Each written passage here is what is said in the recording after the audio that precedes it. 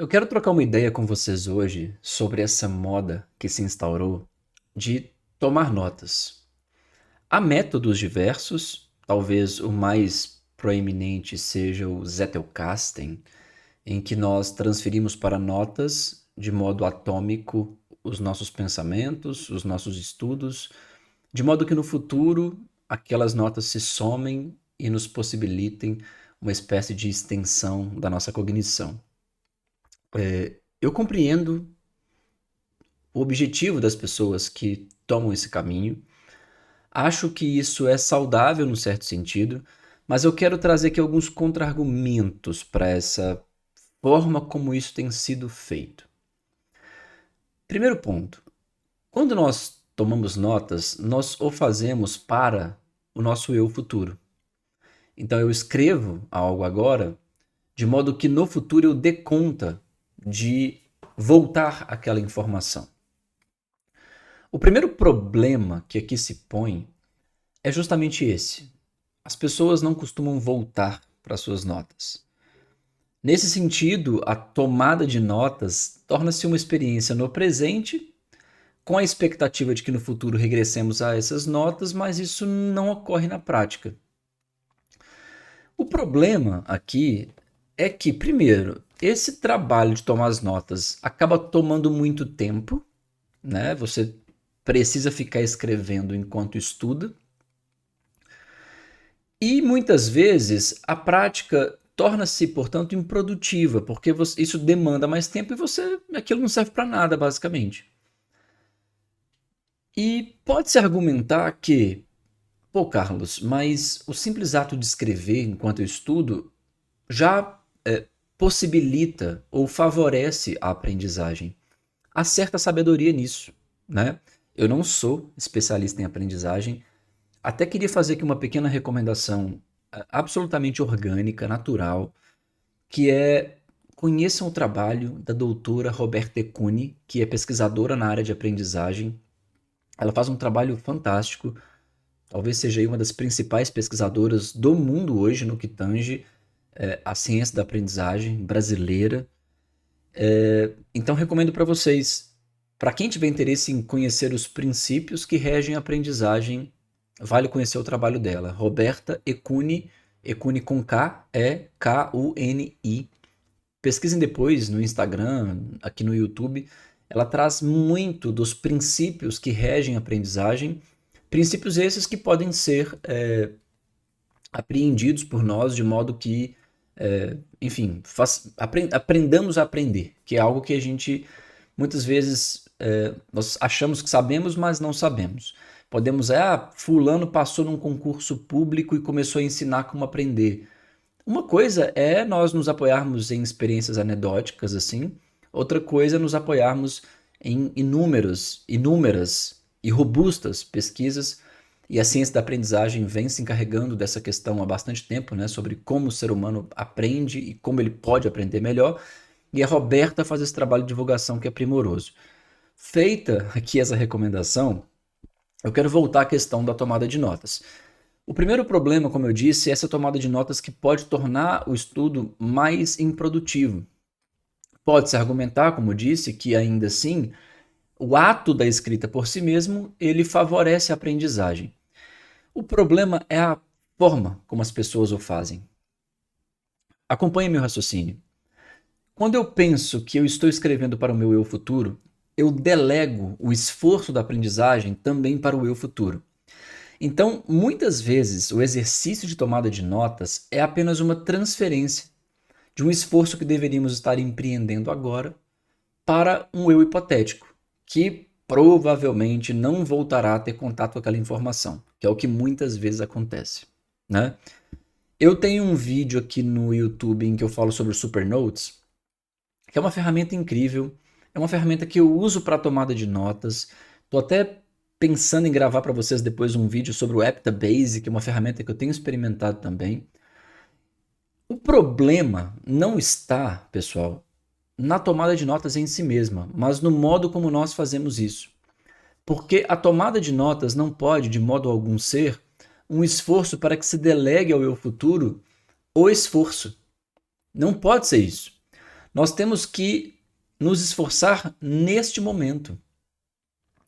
Então, quando nós estamos estudando, é muito importante que a tomada de notas não seja uma transferência daquele material que estamos lendo para o papel ou para um aplicativo. É o que muitas vezes as pessoas fazem. Elas copiam. Elas pegam uma informação, copiam e transferem para um outro lugar a pretexto de voltarem àquela informação. O que é muito importante que você entenda é que o esforço durante aquela leitura, aquele contato com a leitura, ele é muito importante e muitas vezes esse esforço ele é sobrepujado por essa tomada de notas, porque nos tornamos pessoas que copiam informação de modo a nos desviarmos desse esforço. Então, se você pensa em tomar notas, essa é uma consideração que eu traria. Busque tomar notas com as suas próprias palavras. Isso causa algumas contradições que eu quero aqui comentar também, mas busque fazer isso. Como que isso pode ser feito na prática? Então aqui eu tenho, sei lá, meu tablet, né, onde que eu faço as minhas leituras. Eu abro ele, eu posso deixar o aplicativo do meu lado aqui, não tem nenhum problema aberto. Quando eu for tomar notas, é preciso que eu tome notas nas minhas próprias palavras. Eu posso fechar, eu fecho aqui o tablet, olha. Só para ficar isso aqui bem ilustrativo, eu fecho o tablet e então eu vou escrever aquilo que eu acabei de ler. Posso fazê-lo a cada parágrafo, posso fazê-lo a cada capítulo. Cada um deve determinar isso por si mesmo, mas é muito importante que eu tenha esse esforço de explicar aquilo nas minhas próprias palavras.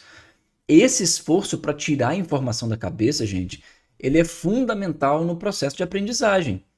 Quando nós simplesmente tomamos notas do modo como as pessoas usualmente tomam, nós temos essa sensação de que nós estamos aprendendo, porque tudo torna-se muito fluido, e realmente é o que acontece, né?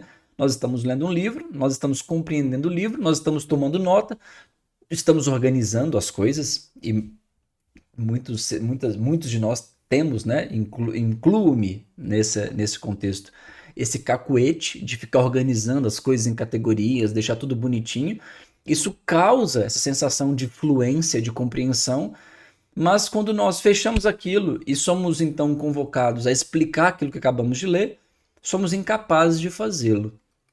Então, todo esse modo de organização, toda essa ideia de levar a informação para o eu futuro, de não perder informação, de criar um segundo cérebro, como se diz, o termo que na minha avaliação é bastante impróprio, acaba sendo uma espécie de ilusão da aprendizagem.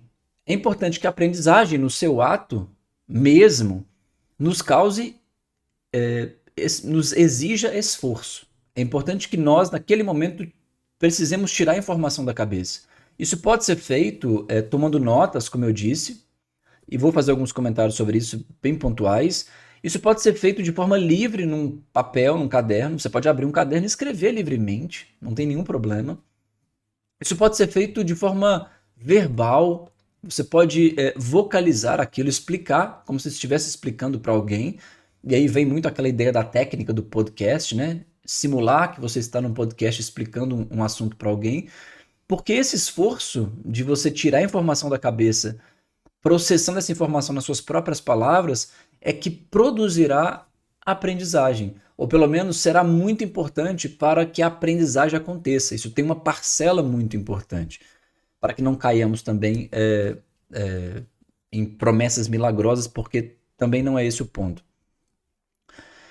Quando isso que eu estou aqui trazendo, às vezes produz uma espécie de contradição que eu quero também brevemente comentar. Quando nós produzimos uma nota para o futuro, nós queremos confiar nessa nota. Então, quando eu abro um Supernotes, eu abro o Obsidian, eu abro o Eptabase, eu escrevo uma nota no papel, eu preciso confiar naquela informação.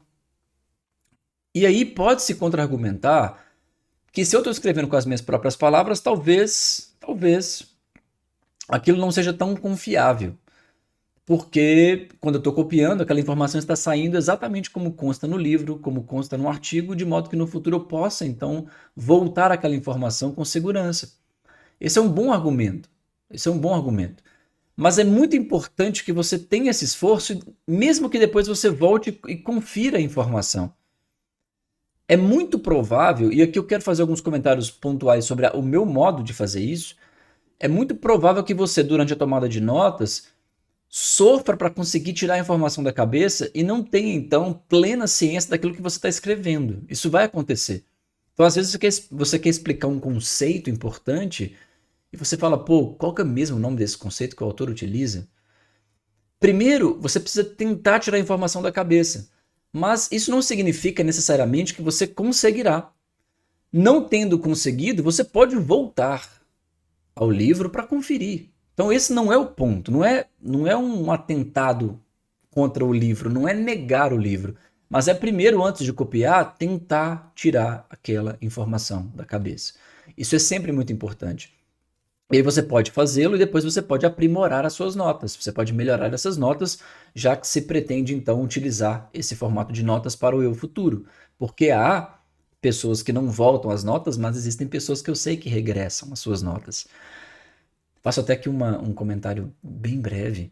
O Supernotes liberou a função de flashcards agora, de repetição espaçada.